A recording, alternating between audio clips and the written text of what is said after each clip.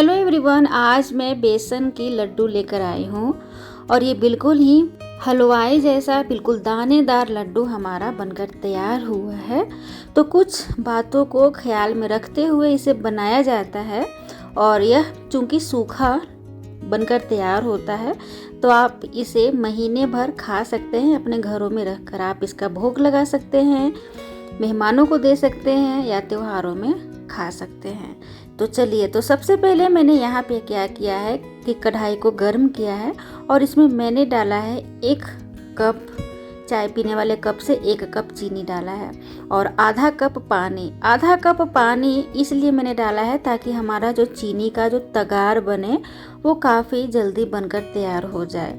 तो इस तरह से आपको खौला लेना है और देखिए इस तरह से बबल उठने लग गया है, पर ये खोलते खोलते एक तार वाली चाशनी बनकर तैयार हो गई है। आंच को बिल्कुल तेज रखिएगा।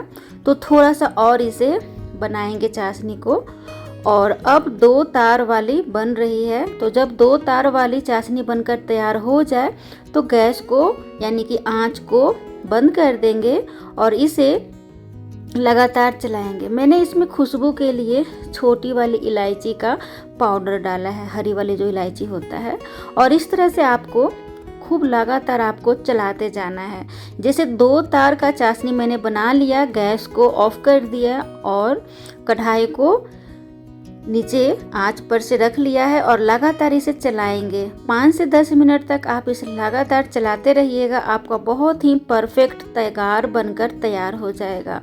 तगार इसी तरह से बनाया जाता है। तो देखिए इसे मिलाते हुए 10 मिनट हो चुका है और अब बढ़िया सा ये तगार बन रहा है। तो लास्ट में इस तरह से आप ग्लास की सहायता से आप इसे मैश कर सकते हैं, रब कर सकते हैं। काफ़ी बढ़िया आपका भुरभुरा सा तगार बनकर तैयार हो जाएगा। तो चलिए, इसे काफ़ी बढ़िया से मैंने मैश कर दिया है। अब इसे थोड़ा देर के लिए ठंडा होने के लिए छोड़ देंगे, करीब 3 से 4 मिनट के लिए। अभी ये गीला है, थोड़ा ठंडा हो जाएगा तो भुरभुरा सा बनकर तैयार हो जाएगा। तो इसे अच्छे से फैला देना है। 3-4 मिनट हो चुका है और ये अब सूख चुका है। तो ये भुरभुरा सा बनकर तैयार हो गया है, लेकिन अभी भी ये सॉफ्ट है। तगार का मतलब ही यही होता है, ये बिल्कुल हार्ड नहीं है, बिल्कुल सॉफ्ट है, पाउडर जैसा। तो इसे फिर से दोबारा ग्लास से इसे खूब बढ़िया से मैश करेंगे, मिक्स करेंगे दबाते हुए। काफ़ी बढ़िया सा तगार हमारा बनकर तैयार है, बिल्कुल सॉफ्ट सा। अब इसे निकालेंगे।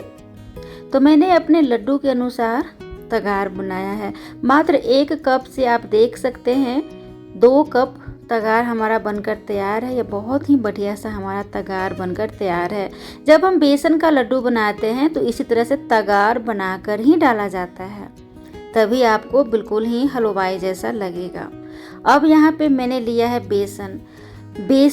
महीन बेसन मत लीजिएगा। जैसे आप कढ़ी बनाते हैं ना, तो उसमें महीन बेसन का इस्तेमाल किया जाता है, लेकिन जब बेसन का लड्डू बनाते हैं तो इसमें महीन वाला बेसन का इस्तेमाल नहीं होता है। मोटी वाली जो बेसन होती है उसका इस्तेमाल किया जाता है।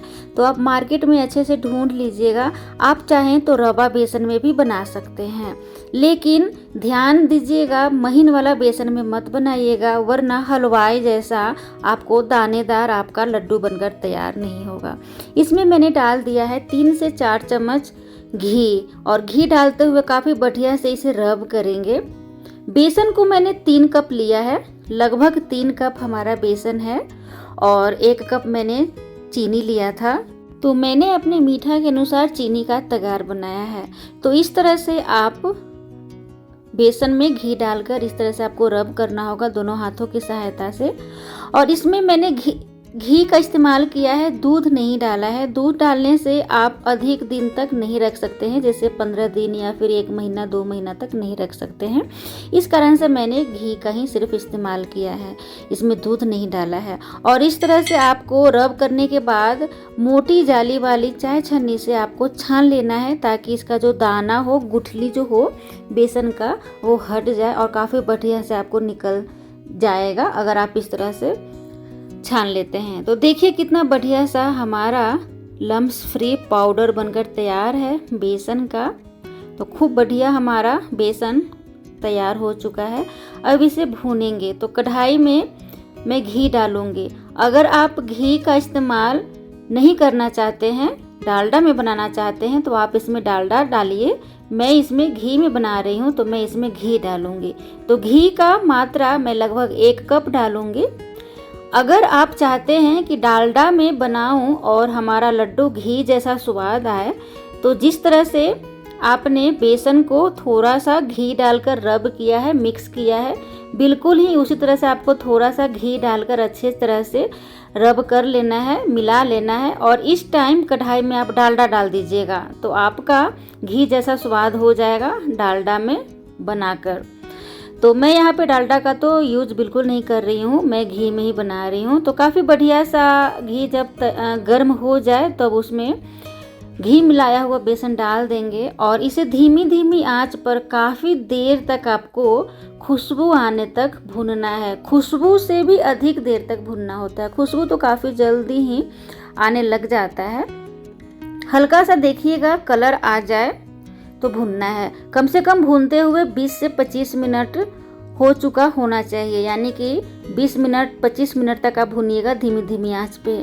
और इस तरह से बीच में थोड़ा थोड़ा पानी का छींटा आप देते जाइएगा, थोड़ा थोड़ा दीजिएगा, 2 से 3 बार दीजिएगा। इससे क्या होगा ना कि और भी आपका जो बेसन है वो दानेदार बनकर तैयार होगा। यहाँ पे मैंने डाल दिया है organic food colour, yellow food colour. Synthetic food colour का इस्तेमाल मत कीजिएगा। तो अगर आपके पास ऑर्गेनिक फूड कलर नहीं है तो बिना फूड कलर का भी आप इसे बना सकते हैं, ऐसी कोई दिक्कत नहीं है।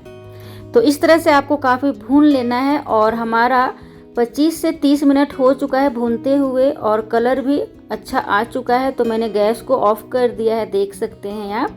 और गैस को ऑफ करने के बाद आपको लगातार इस तरह से चलाते जाना है, क्योंकि कढ़ाई जो हमारा अभी गर्म है ना, तो गर्म रहने के कारण इसे लगातार चला लीजिएगा, मिक्स कर लीजिएगा। वरना अगर आप नहीं चलाते हैं तो आपका ना नीचे का जो बेसन है वो काला पड़ जाएगा, यानी कि मतलब थोड़ा ब्राउन पड़ जाता है। तो इसी कारण से लगातार थोड़ी देर के लिए आप इसे चला लीजिएगा। एक प्लेट में निकाल लेना है और प्लेट में निकालने के बाद थोड़ा फैला दीजिएगा और थोड़ी देर के लिए इसे ठंडा होने के लिए छोड़ दीजिएगा, ज़्यादा नहीं, 1 से 2 मिनट के लिए। अगर आप इसी गर्माहट में चीनी का तगार अगर आप डालते हैं तो वो मेल्ट हो जाएगा और काफ़ी सॉफ्ट लड्डू बनकर तैयार हो जाएगा। 2 से 3 मिनट हो चुका है और हमारा जो बेसन है भुना हुआ वो थोड़ा सा ठंडा हो चुका है, अधिक ठंडा नहीं हुआ है, थोड़ा सा गर्म है। और इसी गर्माहट में मतलब थोड़ा सा गर्म में ही चीनी का जो हमने तगार बनाया है उसे डाल देना है और डालते हुए अच्छी तरह से इसे मिक्स करना है काफ़ी बढ़िया से। देख सकते हैं कितना बढ़िया सा हमारा बेसन का लड्डू तैयार हो रहा है। तो इन्हीं कुछ कुछ बातों का आपको ख्याल रखते जाना है और जब आप रखिएगा इन्हीं बातों को, कुछ कुछ बातों को ख्याल में रखिएगा तो आपका बहुत ही परफेक्ट लड्डू बनकर तैयार होगा। मैं इसे मिलाते जा रही हूँ तो आप देख सकते हैं कितना बढ़िया सा ये दानेदार हमारा बेसन का लड्डू बनकर तैयार हो रहा है। और इस तरह से आपको मिक्स करके लड्डू बांधकर देखना है। अगर आपका लड्डू नहीं बंधा रहा है तो थोड़ा सा आप इसमें पिघलाया हुआ घी डाल दीजिएगा और इस तरह से आप लड्डू बना लीजिएगा। देख सकते हैं मैंने इसमें घी का इस्तेमाल काफ़ी कम किया है, फिर भी हमारा लड्डू काफ़ी परफेक्ट बनकर तैयार हो रहा है। अगर आप मार्केट में खाते हैं तो उसमें डालडा में बनाया जाता है और वो डालडा काफ़ी अधिक मात्रा में डाला जाता है और चीनी भी काफ़ी अधिक मात्रा में डाला जाता है। मतलब कि बेसन कम और चीनी अधिक मिलेगा आपको जब आप हलवाई स्टाइल जो खाते हैं ना मार्केट में उसमें। पर मैंने यहाँ पे बनाया तो बिल्कुल हलवाई स्टाइल में है, लेकिन चीनी का इस्तेमाल कम किया है और बेसन का इस्तेमाल अधिक किया है। तो इस तरह से आपको बांध लेना है और देखिए हमारा कितना बढ़िया सा बेसन का लड्डू बनकर तैयार हुआ है। तो आप जब भी अपने घरों में बेसन का लड्डू बनाएं तो मोटे दाने वाले बेसन लीजिएगा, पतले दाने वाले बेसन मत लीजिएगा। और कोशिश कीजिएगा जैसे रवा बेसन आता है ना उस तरह के बेसन में बनाने का, तब आपका बिल्कुल ही परफेक्ट हलवाई जैसा बेसन का लड्डू तैयार हो जाएगा। लड्डू बनाने के बाद आधे से 1 घंटे के लिए ठंडा होने के लिए छोड़ दीजिएगा, तो आपका बिल्कुल ही दानेदार बनकर तैयार हो जाएगा। क्योंकि घी जो होता है वो सॉफ्ट रहता है गर्म के कारण, और थोड़ा सा जैसे घी में मिक्स करके लड्डू बनाते हैं तो थोड़ा सा वो चीनी पिघल जाता है। इस कारण से 1-2 घंटे के बाद खाइएगा, दरदरा सा आपका बनेगा।